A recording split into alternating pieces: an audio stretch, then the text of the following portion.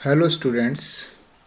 आज का जो ये टॉपिक है BA part first paper first physical geography का उष्ण कटिबंधीय चक्रवात। इससे पहले मैंने टेम्परेट साइक्लोन के बारे में बताया था। ये जो उष्ण कटिबंधीय चक्रवात है, इसमें सबसे पहले सामान्य परिचय तथा विशेषताएं। कर्क तथा मकर रेखाओं के मध्य उत्पन्न चक्रवातों को उष्ण कटिबंधीय चक्रवात कहते हैं। शीतोष्ण चक्रवातों की तरह इन चक्रवातों में समरूपता नहीं होती। इन चक्रवातों के कई रूप होते हैं जिनकी गति, आकार और मौसम संबंधी तत्वों में पर्याप्त अंतर होता है। निम्न अक्षांशों के मौसम, खासकर वर्षा पर उष्ण कटिबंधीय चक्रवातों का पर्याप्त प्रभाव होता है। इन चक्रवातों का वर्तमान समय तक व्यवस्थित अध्ययन नहीं किया जा सका है, लेकिन इन चक्रवातों में कुछ ऐसी विशेषताएं अवश्य हैं जिनके सहारे इनको पहचाना जा सकता है।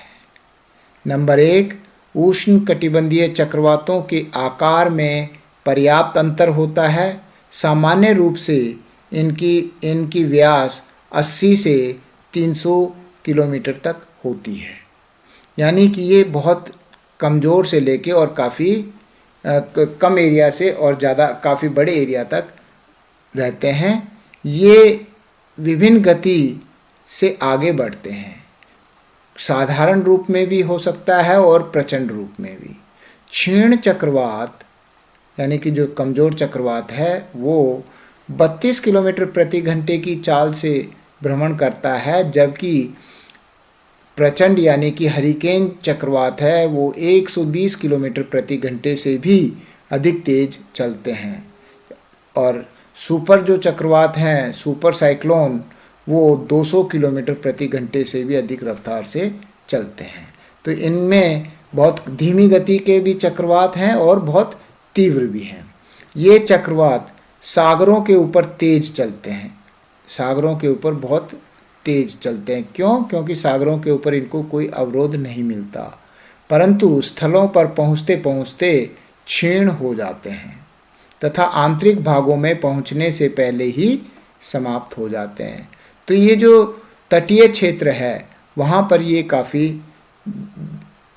हानि पहुँचाते हैं प्रॉपर्टी की, और इसमें काफ़ी लोग भी मर जाते हैं। यही कारण है कि ये महाद्वीपों के केवल तटीय भागों को ही अधिक प्रभावित करते हैं, जहाँ की जान माल की बहुत हानि होती है। चक्रवात के केंद्र में वायुदाब बहुत कम होता है। समदाब रेखाएं वृत्ताकार होती हैं यानी गोलाकार होती हैं, परंतु इनकी संख्या बहुत कम होती है। यही कारण है कि मानचित्र पर आसानी से परिलक्षित नहीं हो पाते हैं। हरिकेन में केंद्र से बाहर की ओर वायुदाब बड़ी तेजी से बढ़ता है, जिस कारण हवाएं तेजी से केंद्र की ओर झपटती हैं और तूफानी गति धारण कर लेती है। तो ये जो आइसोबार्स या वायुदाब की रेखाएं हैं, ये इनमें बाहर से अंदर की ओर बहुत ही तीव्र दाब परिलक्षित होता है, जिससे कि हवाएं अंदर की ओर बहुत तेज़ी से झपटती हैं। शीतोष्ण चक्रवातों की तरह इनमें तापक्रम संबंधी विभिन्नता नहीं होती, क्योंकि उष्ण कटिबंधीय चक्रवातों में विभिन्न वाताग्रह नहीं होते। जैसा कि मैंने पहले बताया था, उष्ण कटिबंधीय चक्रवातों के प्रत्येक भाग में वर्षा होती है। ये सदैव गतिशील नहीं होते, कभी कभी एक ही स्थान पर कई दिन तक स्थायी हो जाते हैं तथा तीव्र वर्षा प्रदान करते हैं। उष्ण कटिबंधीय चक्रवातों का भ्रमण पथ भिन्न भिन्न क्षेत्रों में अलग अलग पाया जाता है। साधारण तौर पर ये व्यापारिक हवाओं के साथ पूर्व से पश्चिम में अग्रसर होते हैं। उष्णकटिबंधीय चक्रवात वर्ष के निश्चित समय में ही आते हैं, खासकर इनका समय ग्रीष्मकाल होता है। अपनी प्रचंड गति तथा तूफानी स्वभाव के कारण ये चक्रवात अत्यंत विनाशकारी होते हैं।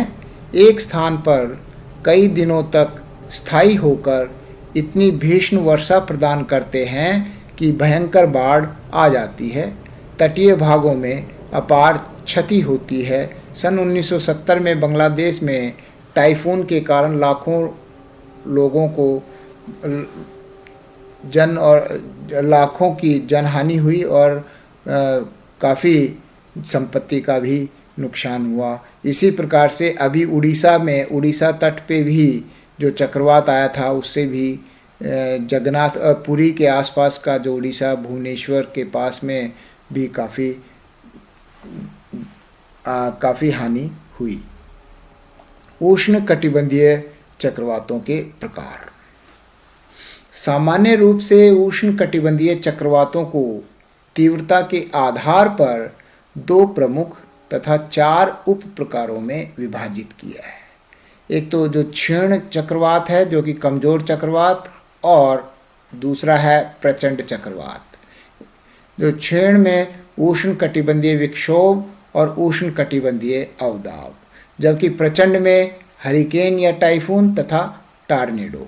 ये 4 प्रकार के उष्णकटिबंधीय चक्रवात हो गए। सबसे पहले हम क्षीण चक्रवात के अंतर्गत उष्णकटिबंधीय विक्षोभ को देखते हैं, यानी कि जिसको इंग्लिश में ट्रॉपिकल डिस्टर्बेंस भी कहते हैं।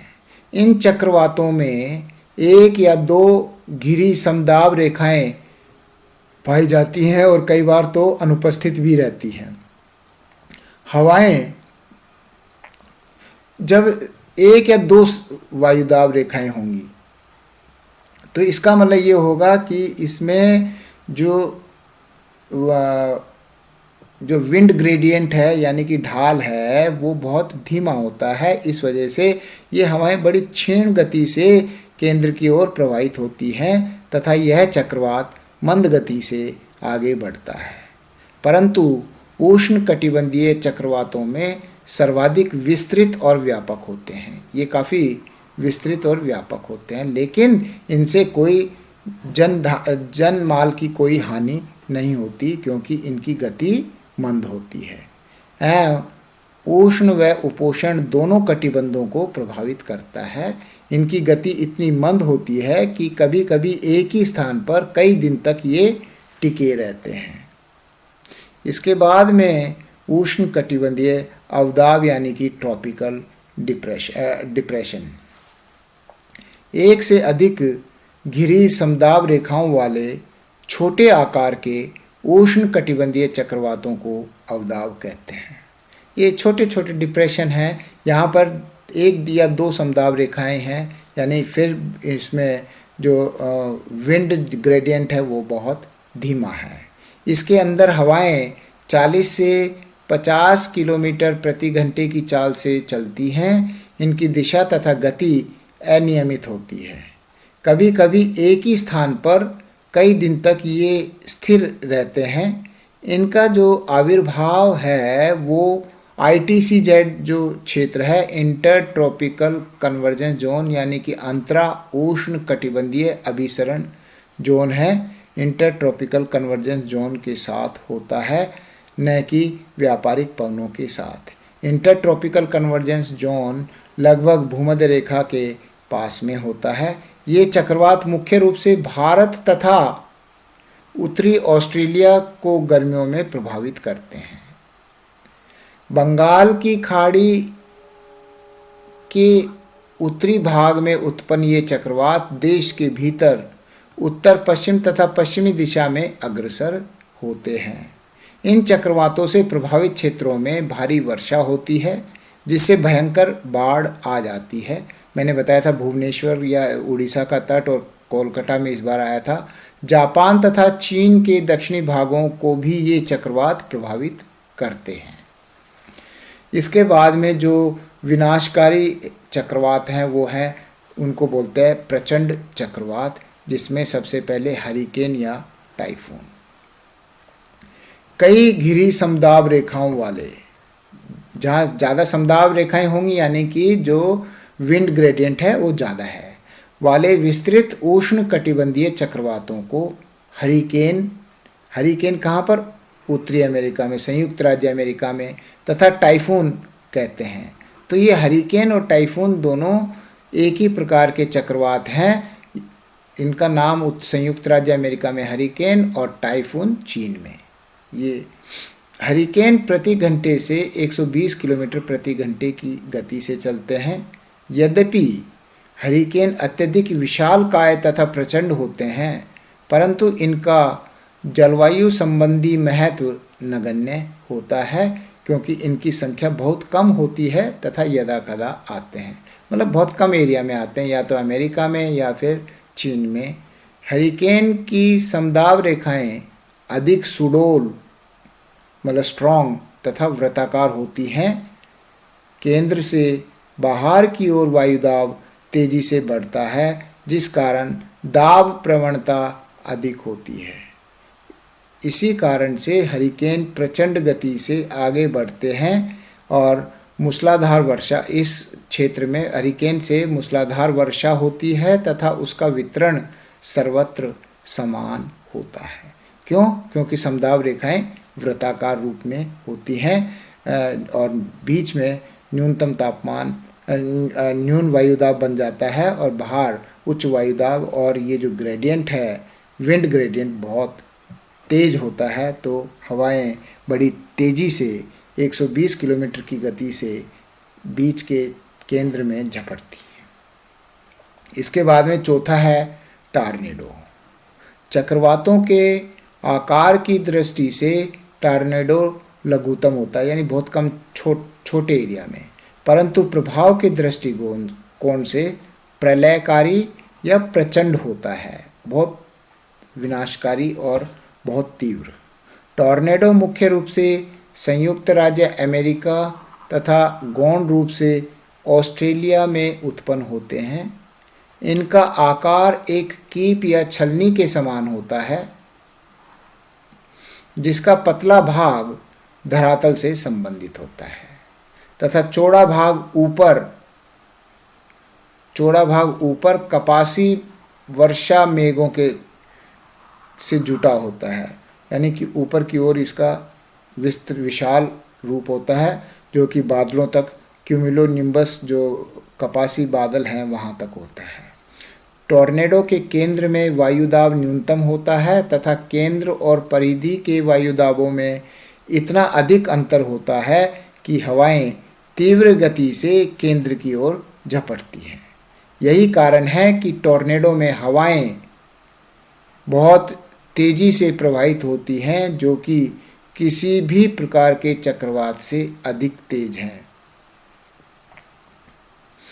टॉर्नेडो यद्यपि समस्त उष्ण व उपोष्ण कटिबंधों में यदाकदा आते रहते हैं, परंतु संयुक्त राज्य अमेरिका में सर्वाधिक आते हैं। यहाँ पर इनकी उत्पत्ति मिसिसिपी नदी की घाटी में होती है। अब उष्ण कटिबंधीय चक्रवातों की उत्पत्ति को समझने के लिए निम्न तथ्यों को जरा ध्यान से गौर करें। पहला ये है, जो ये ग्रीष्म काल में उत्पन्न होते हैं, जबकि तापक्रम 27 डिग्री सेंटीग्रेड से अधिक होता है।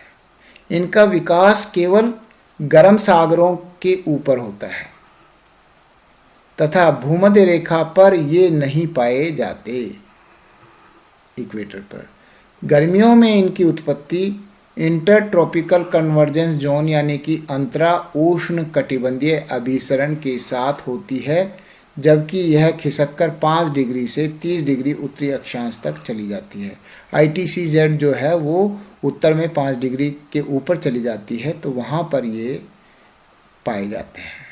भूमध्य रेखा पर कोरोलिस बल की अनुपस्थिति के कारण ही यहाँ चक्रवात उत्पन्न नहीं हो पाते। उष्णकटिबंधीय चक्रवात मुख्य रूप से 5 डिग्री से 15 डिग्री अक्षांशों के मध्य दोनों गोलार्धों में सागरों के ऊपर पाए जाते हैं तथा महाद्वीपों के तटीय भागों को प्रभावित करने के बाद ये समाप्त हो जाते हैं। तो इस प्रकार से ये जो उष्णकटिबंधीय चक्रवात जो है ये इसमें 4 भागों में विभाजित किया गया है, क्षीण चक्रवात और प्रचंड चक्रवात को। इस प्रकार से ये जो क्वेश्चन है ये आपका कंप्लीट होता है। Thank you. जय हिंद, जय भारत।